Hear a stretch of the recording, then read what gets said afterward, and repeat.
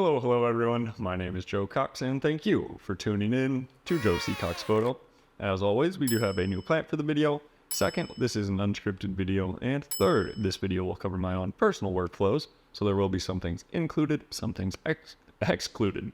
Anyways, if you missed that last video, should be able to find it on the screen now. In that video, we were covering Adobe Lightroom, specifically the Develop module, and we were looking at that masking tool. Today's video, a little bit different. We're kind of at the end of the line. We are going to be looking at exporting our files from Adobe Lightroom. So let's go ahead and dive on in.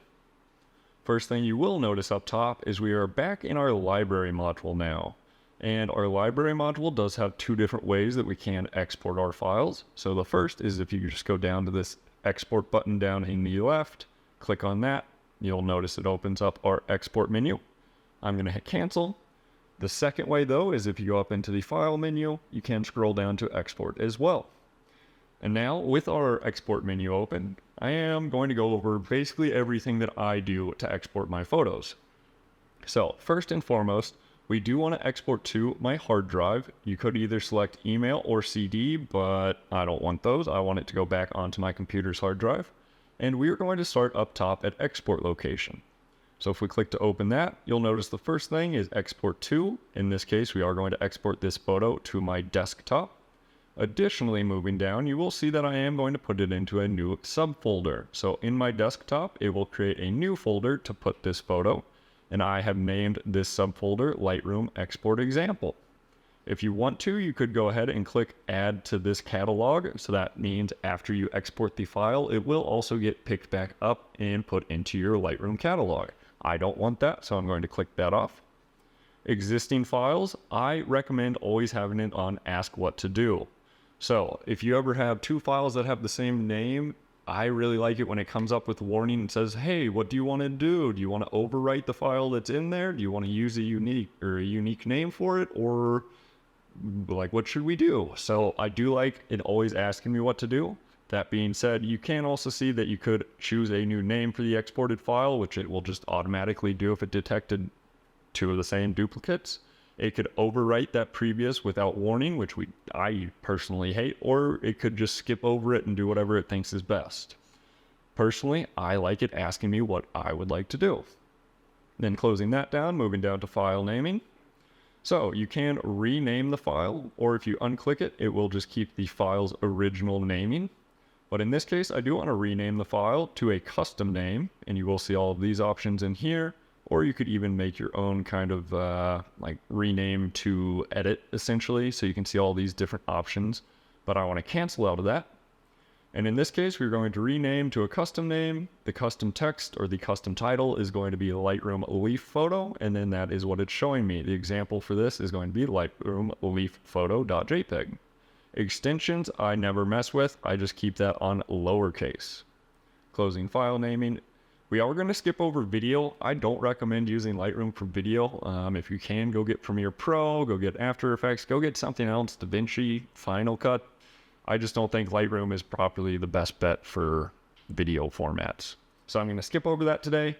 Moving down into file settings. This is another important one, and I would recommend having all of these settings all the time that I have right here.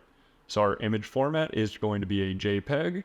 You could move to a PSD, TIFF, PNG, DNG, or original, which would be a RAW file in this case, but I do recommend a JPEG. Most social medias, websites, XYZ, anything online really likes JPEG files. It is kind of the default for posting photos.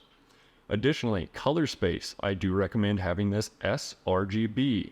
That is, there again, what almost everyone uses for their color spacing or their color profiling. I don't recommend going to any of these unless you know the destination that you're going to post that photo to uses one of these. Otherwise, if you change that up and go to post it, it might get some real wonky colors trying to interpret from those different color spaces. So I do, there again, recommend that sRGB. I don't like to limit my file size, because why would you ever want to reduce your file sizes? Quality though, I do recommend always going up to 100. That's another thing. Why would you ever reduce the quality of your photos if you don't need to? I just don't get it. But anyways, so moving down from file setting, we are going to go into image sizing. So If you were just to leave it blank, not resize to fit it all, it will do the full image size. So if it's out of a full frame camera, it's like 4,000 by 6,000 pixels. If it's a crop sensor, I want to say it's like 2K by 3,000 pixels or something. But anyways, if you're going to get this photo and you know you want it to go to like Instagram or something, and I will show you what my Instagram export settings are right now, I like to go resize to fit, width and height. I never want to enlarge a photo because there again, that's where you can get things real like grainy and pixelated. Hate that. Definitely don't want it. Hey, you. Yes, you. Quick announcement for the video.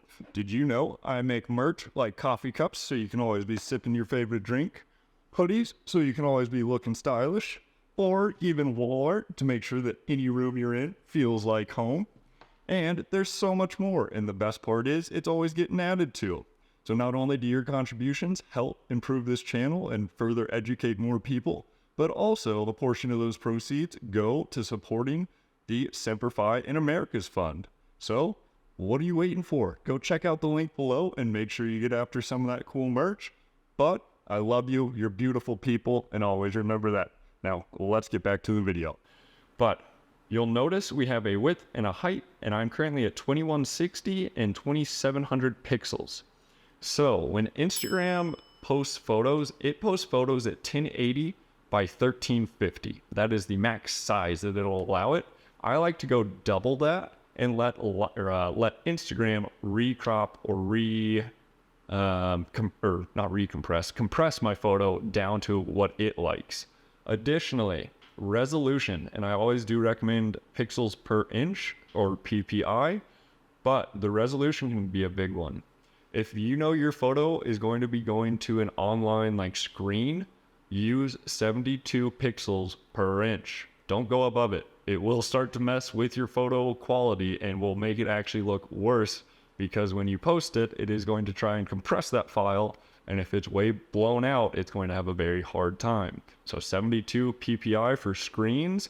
However, if you are going to print your photos, I do recommend 300 PPI. So a big difference there. But with print, you don't really get much benefit going over 300 PPI, but you will definitely see a reduced quality if you go below it. So there again, for screen, 72 PPI, and print, 300 pixels per inch or PPI. Moving down now, we are going to look at this output sharpening. So you do have a few different options. You can turn this off entirely. I do recommend using it though. And in this case, we're going to sharpen for screen, and we're going to do a lot of sharpening so it looks the very best that it can. You could get ready for a print, so either matte paper or glossy paper. And then you can change it from low, standard to high. But there again, I always recommend going with the best quality stuff. Why would you not put out the best quality stuff? Kind of baffles me that they give you that option, but of course they do. And then going down into metadata, watermarking, and post-processing. These are three that I personally never touch. Metadata, couldn't care less about it. Watermarking can be kind of nice, but do you actually need the watermarking? Is this going to clients as a proof, or is it actually your final export? If it's a final export and getting ready to be posted, you definitely don't want to watermark. And post-processing, there again, you can tell it what to do. So you could show it in that Finder menu, you could open it in Adobe Photoshop, or even open it in a different application. But I don't really care to do that. So now that we've covered our export menu, I am going to hit export. But before I do that, actually, I do want to remind you that we are going to be putting it on the desktop, and we're going to put it into a subfolder, Lightroom Export Example. And we are going to be naming it a custom name, Lightroom Leaf Photo, which will come up as Lightroom Leaf Photo.jpg. So now if I close that and hit export, up in the top left, give it just a second. And when I swipe over, you will notice that I now have this Lightroom export example. If I open that, I do now have that Lightroom Leaf Photo.jpg.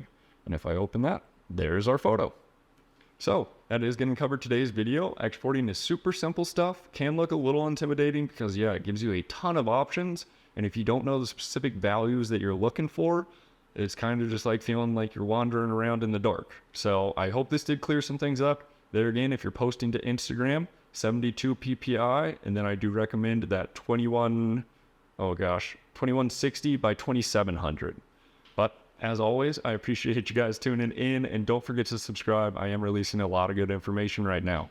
But I will catch you guys next time. Thank you.